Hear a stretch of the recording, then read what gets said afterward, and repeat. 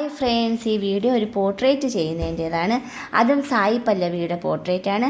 അപ്പം നമുക്ക് പോർട്രേറ്റ് എല്ലാ പ്രാവശ്യവും ചെയ്യുന്നത് കണക്ക് തന്നെ ഒരു ഹെയർ തൊട്ട്, അതായത് ആ ഒരു തലമുടി തൊട്ട് താഴോട്ട് നമ്മൾ വരച്ച് വരേണ്ട എല്ലാ ഓരോ പോയിൻറ്റും നമ്മൾ ചില സമയങ്ങളിൽ വിചാരിക്കും ഈ ഒരു പോർട്രേറ്റ് നമുക്ക് പെട്ടെന്ന് ചെയ്തെടുക്കാമെന്ന്. പക്ഷേ പലപ്പോഴും നമ്മൾ പകുതി വരുമ്പോഴത്തേക്ക് ആ ഒരു ലൈൻ്റെ ടഫ്നെസ്സോ ചിലപ്പോൾ ആ ഒരു ഷേപ്പിൻ്റെ വ്യത്യാസങ്ങളോ ഒക്കെ വരും. ആ സമയങ്ങളിൽ നമ്മളൊന്ന് എണീറ്റ് പോയി കുറച്ച് സമയം ഒരു 10 മിനിറ്റ് ഒന്ന് മാറി നിന്നിട്ട് തിരിച്ച് വരുമ്പോഴത്തേക്ക് എവിടെയൊക്കെയാണോ ആ ഒരു ഡിഫക്റ്റ്, എവിടെയൊക്കെയാണോ ആ ഒരു വ്യത്യാസം വരുന്നത് നമുക്ക് പെട്ടെന്ന് മനസ്സിലാക്കാൻ പറ്റും. ഈ രണ്ട് ഫോട്ടോയും പരസ്പരം വെച്ച് നോക്കുമ്പോഴത്തേക്ക് നമുക്ക് ആ ഒരു വ്യത്യാസം പെട്ടെന്ന് മനസ്സിലാക്കാൻ പറ്റുന്നതാണ്. അപ്പോൾ അത് പോർട്രേറ്റിൻ്റെ വേറൊരു ടിപ്പാണ്. അപ്പോൾ ഹെയർ തൊട്ട് ഔട്ട്ലൈൻ തൊട്ട് നമ്മൾ ചെയ്ത് കഴിഞ്ഞ് ഇനിയിപ്പോൾ അതിൻ്റെ കളറെന്ന് വെച്ചാൽ ആദ്യമേ തന്നെ ഇതെല്ലാം അക്ലിക് കളറാണ് ബെസ്റ്റ് കളർ. ഞാൻ ചെയ്യുന്നിടത്തോളം എനിക്കതാണ് മനസ്സിലാവുന്നത്.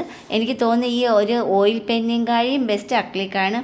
ഒരിക്കലും അത് പോകത്തതുമില്ല. കളറിങ് ചെയ്യുമ്പോൾ കുറച്ച് ശ്രദ്ധിച്ച് ചെയ്യണമെന്ന് മാത്രമേ ഉള്ളൂ. അത് ലൈറ്റ് ആൻഡ് ഡാർക്ക് നമുക്ക് പെട്ടെന്നിട്ട് ചെയ്തെടുക്കാനും പറ്റും. അതുപോലെ തന്നെ ഫുള്ളി നമ്മളിപ്പോൾ ബോഡി കളർ കംപ്ലീറ്റ് ചെയ്യുകയാണ്. ഇത് കുറച്ചൊരു അതായത് ഷെയ്ഡിങ് കുറച്ച് തോനെയുള്ളൊരു ഫേസാണത് സെലക്ട് ചെയ്തെടുത്തത്. നമ്മൾ സെലക്ട് ചെയ്യുന്ന ഓരോ പിക്ചറിൻ്റെ അടിസ്ഥാനത്തിലായിരിക്കും നമ്മളത് എത്രത്തോളം നമ്മളെ കൊണ്ട് അത് ചെയ്യാൻ പറ്റും, എളുപ്പത്തിൽ ചെയ്യാൻ പറ്റുമെന്ന് നമ്മൾ കരുതുന്നത്.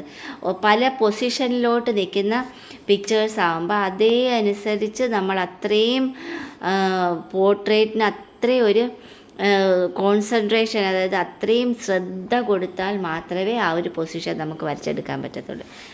പോർട്രേറ്റ് തന്നെ നമുക്ക് എളുപ്പം കളറിങ് ചെയ്യുന്ന മെത്തേഡും പെട്ടെന്ന് തന്നെ ഇതിപ്പോൾ ഷെയ്ഡോടുകൂടിയാണ് കാണിക്കുന്നത്. അതിന് ബോഡി കളർ ഇട്ട് കഴിഞ്ഞ് ആ ബോഡി കളർ നമ്മൾ ഒരു ഔട്ട്ലൈനായിട്ട് കംപ്ലീറ്റ് അങ്ങ് ചെയ്തതിന് ശേഷം അതിൽ ഏതെല്ലാം കളറാണ് മിക്സ് ചെയ്തപ്പോൾ വരുന്നതെന്ന് വെച്ചാൽ ആ ഒരു കളറായിരിക്കും നമ്മളിവിടെ കൊടുക്കുന്നത്. ആ ഒരു കളർ എന്ന് പറഞ്ഞാൽ പിങ്കിഷ് കളറാണ്, ഒരു പിങ്കോടുകൂടിയുള്ള കളറാണ് നമ്മളവിടെ ചെയ്തെടുക്കുന്നത്. അത് നമുക്ക് കാണാൻ പറ്റും ഏതെല്ലാം കളറാണ് അതിലുള്ളതെന്ന് വെച്ചാൽ. അപ്പോൾ ആ ഒരു ഷെയ്ഡ്, ആ ഒരു മൂക്കിൻ്റെ ആയാലും ആ ഒരു കണ്ണിൻ്റെ അടിഭാഗത്തെ ഷെയ്ഡ്, ഇതെല്ലാം പ്രാധാന്യമുള്ള ആ ചുണ്ട്, ഈ കണ്ണ് മൂക്ക് കഴിഞ്ഞാൽ ചുണ്ട്. ആദ്യമേ നമുക്ക് വേണമെങ്കിൽ ഇപ്പോൾ ഞാൻ ആദ്യമേ ആ ഒരു ചുണ്ടിൻ്റെ പോർഷൻ പെട്ടെന്ന് കളർ ചെയ്ത് ഇനി മാറ്റിയെടുക്കുക. അപ്പം പിന്നെ അത് അത്രയും കറക്റ്റാക്കി കിട്ടാം.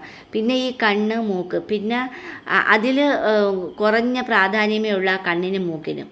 ആദ്യമേ ആ ഒരു വായുടെ പോർഷൻ നമുക്കിഞ്ഞ് കിട്ടിക്കഴിഞ്ഞാൽ ബാക്കിയെല്ലാം നമുക്ക് ഒരുവിധം ചെയ്ത് എടുത്ത് പോകാവുന്നതേ ഉള്ളൂ. ഇത് നിരന്തരമായിട്ടുള്ള പ്രാക്ടീസ് ഇങ്ങനെ നമ്മൾ ചെയ്തുകൊണ്ടിരിക്കുമ്പം അനായാസേന നമുക്ക് ഏതൊരു പോർട്രേറ്റ് നമ്മുടെ കയ്യിൽ കിട്ടിയാലും നമുക്കത് പെട്ടെന്ന് ചെയ്ത് തീർക്കാൻ പറ്റും. പോർട്രേറ്റ് എന്ന് വെച്ചാൽ നമ്മളിങ്ങനെ പ്രാക്ടീസാണ് ഏറ്റവും മെയിനായിട്ട് വേണമെന്ന് മാത്രം ഉള്ളു. നമ്മൾ സ്വയം പ്രാക്ടീസ് ചെയ്യാവുന്നതേ ഉള്ളു. നമുക്ക് വേണമെങ്കിൽ ആരെ വേണമെങ്കിലും ഒരു മോഡൽ ഇരുത്തിക്കൊണ്ട് വേണമെങ്കിലും പ്രാക്ടീസ് ചെയ്ത് നമുക്കിത് പഠിച്ചെടുക്കാവുന്ന ഒരു ആർട്ടാണിത്.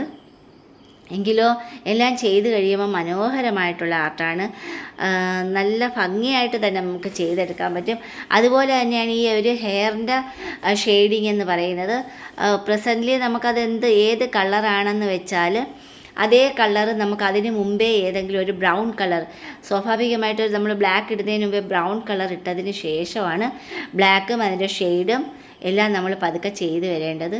ഇതിപ്പോൾ അക്ലിക് കളർ ആകുന്നതുകൊണ്ട് ആ നിമിഷം തന്നെ നമ്മൾ ഇടുന്ന കളർ ആ നിമിഷം തന്നെ പെട്ടെന്ന് അത് ഉണങ്ങിയെടുക്കാനും പറ്റും. അതിൻ്റെ മുകളിൽ നമുക്ക് എത്ര കളറിങ് വേണമെങ്കിലും ചെയ്ത് എടുക്കാൻ പറ്റും എന്നുള്ളതാണ് ഈ കളറിൻ്റെ ഒരു പ്രത്യേകത.